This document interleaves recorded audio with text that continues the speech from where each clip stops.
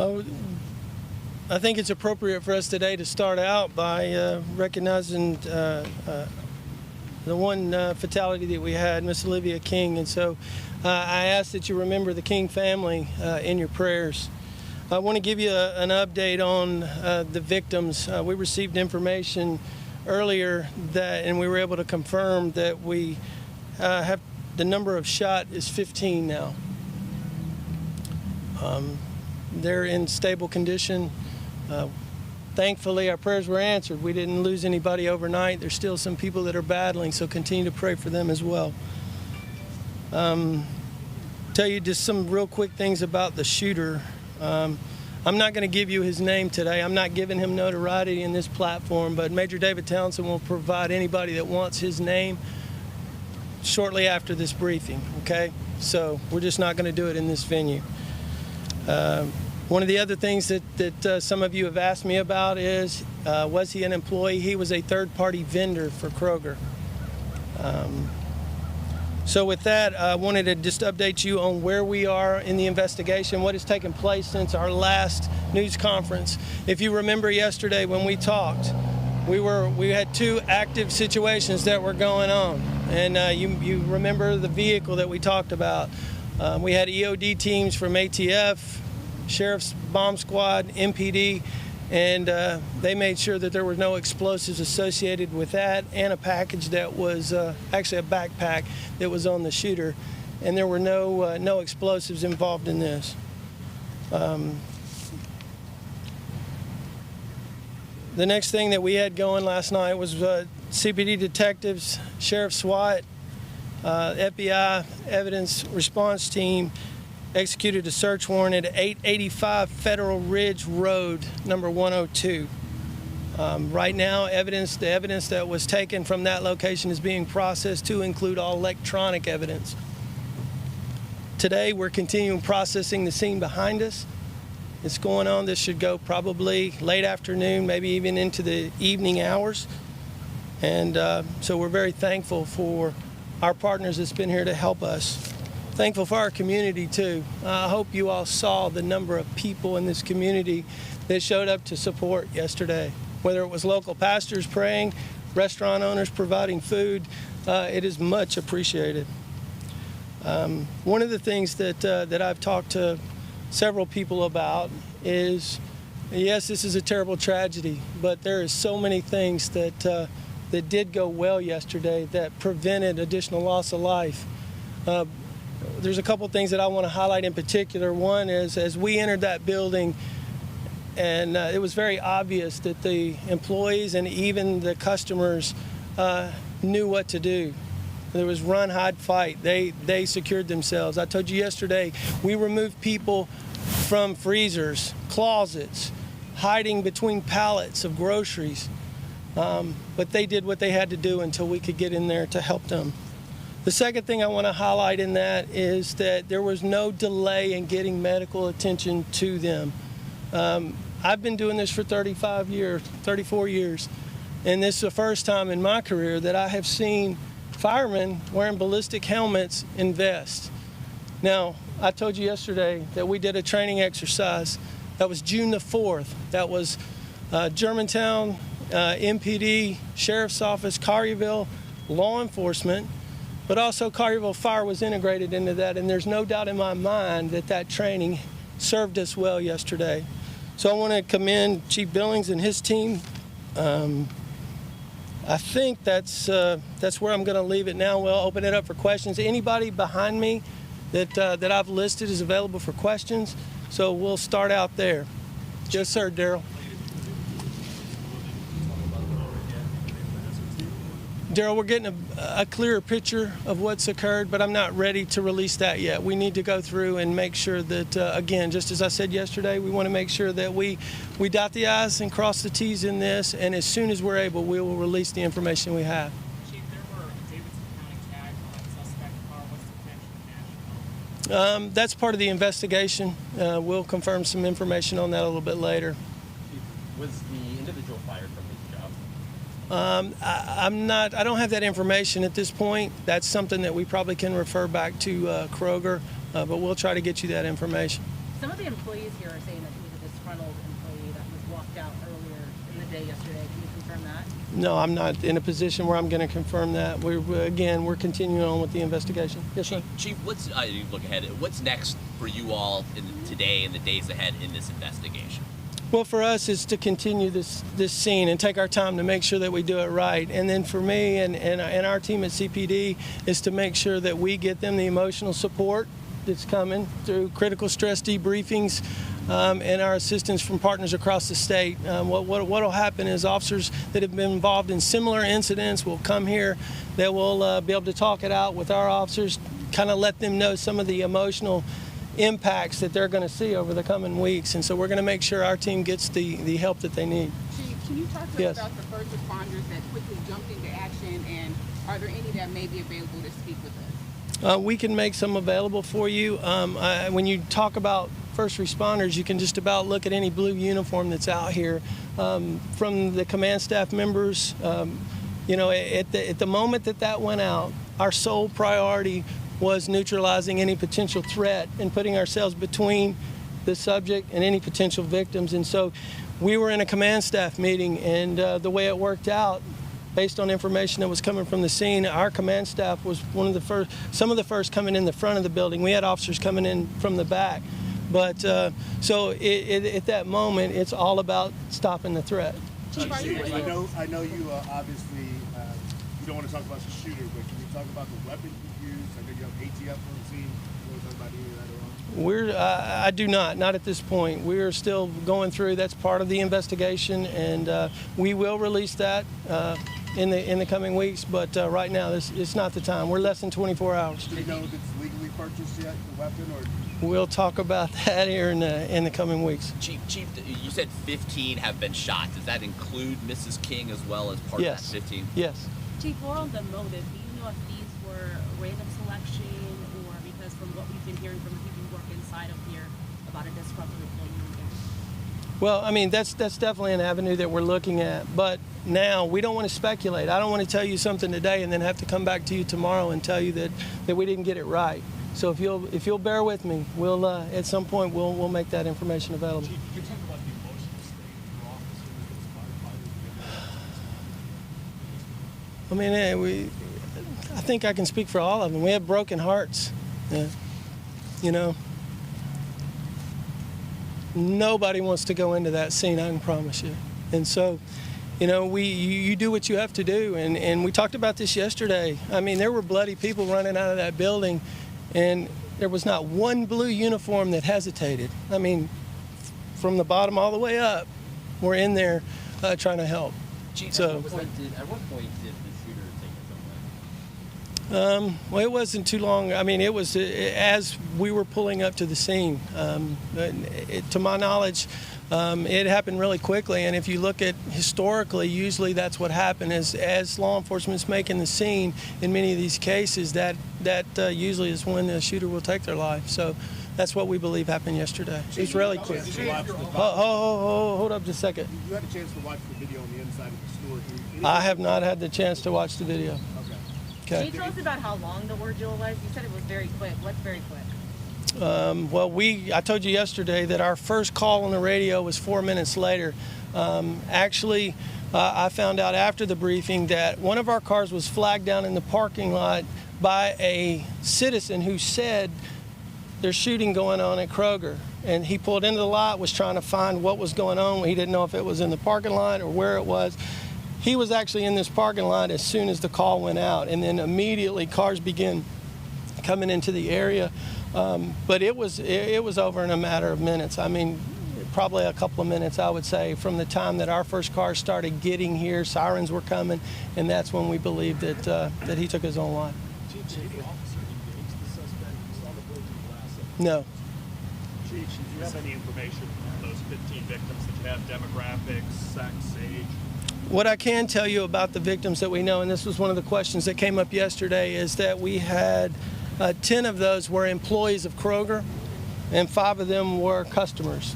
Other than that, that's where we'll leave it today. One at a time. Let's go right here. How many are still in the hospital and what their victims are? I do not have that information right now. A lot of those particularly those that walked in, have been released. And so we've got our detective, and it's changing. So we know that we still have several that are in very, very serious condition. To what extent did individuals take on this stuff with the gunman? Are you aware? And does Kroger We're not ready to talk about that at this Kroger point. have surveillance video, and will that be released? That's part of the investigation, so we're not going to talk about it. Somebody over here. No. How was your training at FLEXI, with Federal Law Enforcement Training Academy? How did that help you yesterday with your officers? Well, I am not. I personally haven't been to FLEXI, but they're teaching we're teaching some version of run, hide, fight. And as well as our officers know, we don't wait till SWAT gets on the scene, or we don't wait. You go and engage. That's why you had officers of every rank heading into that building. And that's a decision that we all have to make ahead of time. You can't, you just have to program yourself to know that if we're ever put in that spot, you go. That could be my wife, my kids in that building, and that's the way I look at it, and I'm going. And that's what every officer out here did. Chief, was anyone detained while executing the search warrant last night? We did question an individual, and they were all cooperative. And there's no additional charges or anything that's gonna result from that last night. And what led you to this location? To this location? Gunfire. The place where the search warrant was conducted. No, that's the resident of the suspect. Chief, what's this like? Have any other law enforcement agencies from other communities that have dealt with the aftermath of this kind of event, have they reached out to you? What's this been like for you all to be in this unfortunate fraternity of active shooting aftermath? Well, we've received calls from all over the country. I think the one main lesson that we learned that we can talk about for us is that you don't want to be building relationships in the middle of the crisis. And that's the thing that's happened here, is that we have great relationships. We train together, we talk, we work together, we plan together, we share crime data. All of that comes into a response that creates synergy. And so I'm thankful for our partners. And a lot of people deployed yesterday that weren't even called. I mean, this parking lot was full of police officers. I think I was told that we had a Shelby County fireman who came in off duty, got in one of the ambulances, and was helping. So we had officers that self-deployed. So I'm very proud of that. My heart's broken for the victims here, but we could be telling a little bit different story had it not worked this way. Chief, do you mind if I ask a fire rescue district No, for a moment? absolutely. Chief? Do you mind introducing yourself first, sir? Chief Buddy Billings, Collierville Fire Department. Chief, the chief just described how your firefighters and EMTs went into the scene. Can you describe what they experienced, what kind of patients you guys have dealt with inside? I'll defer the status of the patients back to Chief Lane, but our guys did not hesitate 1 minute. They relied on their training. As Chief Lane said, we had a combined training exercise on June 4th, and one of the first things I talked to Chief Lane about when he came here 2 years ago is getting together and training, so we're on the same page. Yesterday was a tragic event, not only for our community but for the families. I'm from here. I was born, raised here, and it tears at my soul to see what's going on. And I pray for each person that was injured yesterday. I pray for the firemen. I pray for the policemen, because the world came to Collierville, and training paid off yesterday. I cannot tell you how thankful I am to have a mayor and board that stands behind their first responders.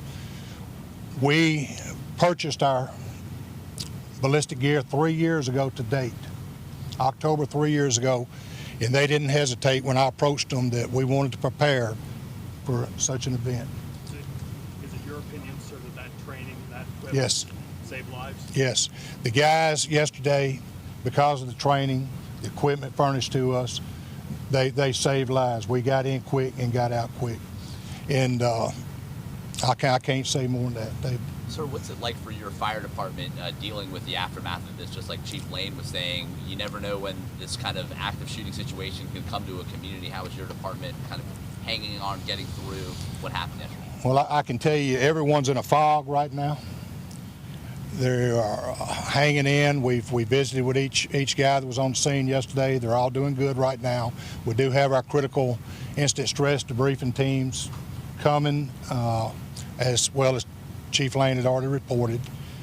We will get into that sometime probably tomorrow and start working through that. What does it say about your department, just like Chief Lane was saying, that there was no hesitation, no matter not knowing what was going on inside, that you all ran in without hesitation? You know, I've been in the fire service for 44 years, right here in the town of Collierville, and I've never been so proud of a group of people in my life, my whole career, that looking in their faces yesterday, there was no hesitation to do or go anywhere to help their fellow man.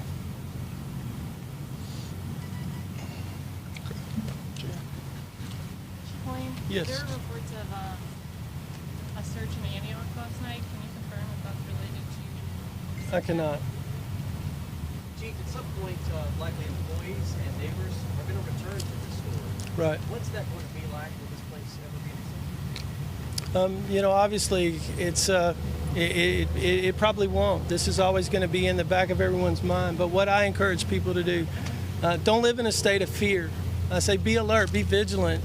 We're going to do everything we can to support the team here at Kroger and with their employees any way that we can with victim assistance. But I would encourage the community, don't live in fear. Don't live in fear.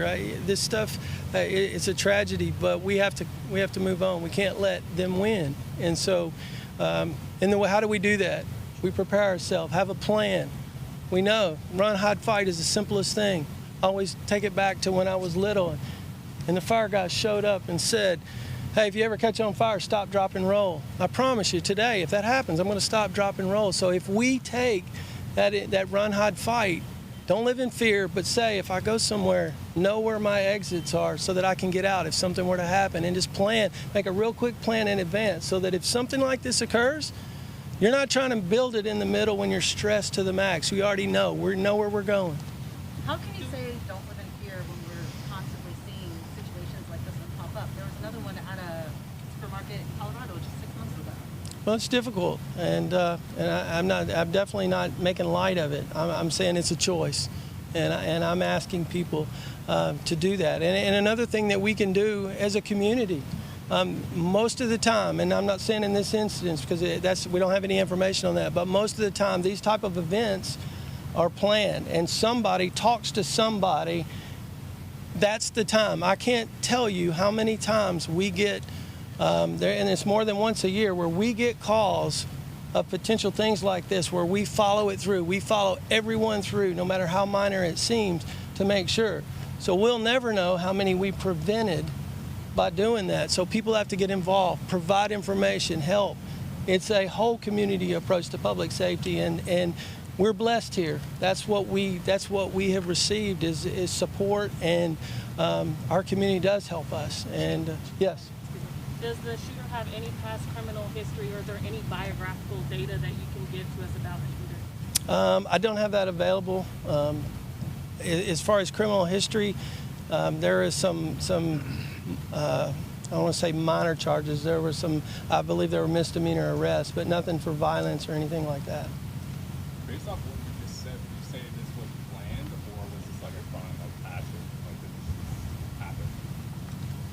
Well, now we're going back to motive, right? It's phrased a little different, but let us get through the investigation, okay? I want to get you that information. I know you all want it. We all want to know the why. But today, less than 24 hours, we just don't have that. We're not ready to tell you that. I don't want to come back, like I said earlier, I don't want to come back later and us have not gotten it right. Chief, can you confirm that this was a lone gunman and not someone working with the partner? Has that been confirmed? I can confirm that, yes. Chief, Yes. I don't have that information. We can try to get it for you, but I do not know. Was this his typical workplace up where you come to daily? That's my understanding.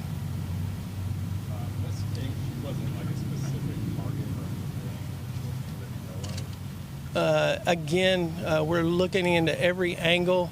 This doesn't appear to be that way. Doesn't appear, but we've got to verify that. All right. Is there anybody from Kroger that can talk to us? Do we have the Kroger PIO? Is she here? Okay. No, not at this time. Last question. Anybody want it? Any other updates today, sir?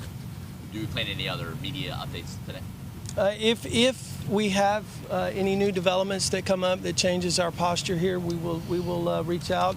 Our town PIO, Jennifer Casey, she's on top of that. So if you have questions there, she will be guiding that, as well as Major David Townsend. David, would you raise your hand? If you want the shooter's name, he will provide it when this is over. We just don't want to do it in a news conference. Last one. As a police officer charged with protecting the public, so many of the people we've spoken to say that this causes them to wonder about the most mundane things in life, going to a supermarket, for instance.